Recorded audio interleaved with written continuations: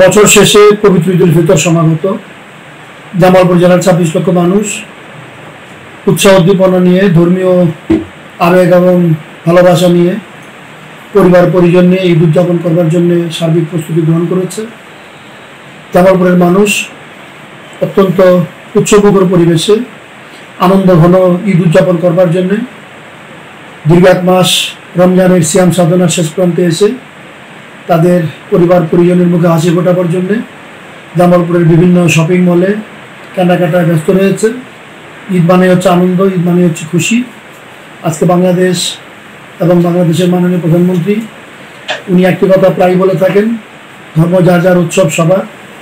তাই এই ঈদ উৎসবকে সকল ধর্মাবলম্বী মানুষের কাছে পৌঁছে দেওয়ার জন্যে, ঈদের আনন্দ সকল ধর্মের মানুষ একত্রে উপভোগ করবার জন্যে আজকে বাংলাদেশ অসাম্প্রদায়িক সম্প্রীতির যে বাংলাদেশের স্বপ্ন দেখেছিলেন জাতির পিতা বঙ্গবন্ধু শেখ মুজিব, যার নেতৃত্বে ৩০ লক্ষ মানুষ রক্ত দিয়ে বাংলাদেশ স্বাধীন করেছে এবং স্বাধীন সার্বভৌম বাংলাদেশকে আজকে উন্নয়নের লক্ষ্যযাত্রায় এগিয়ে নিয়ে যাচ্ছেন তার কন্যা মাননীয় প্রধানমন্ত্রী আওয়ামী লীগ সভাপতি শেখ হাসিনা।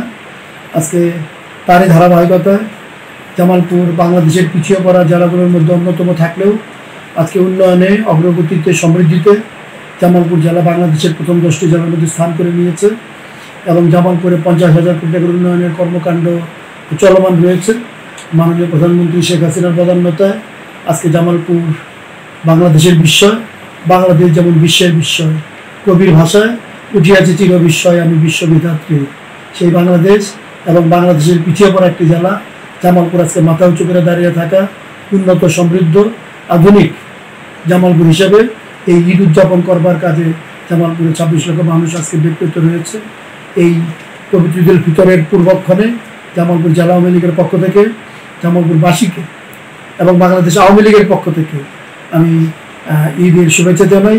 সবাই ভালো থাকুক, সুস্থ থাকুক। ঈদ মুবারক।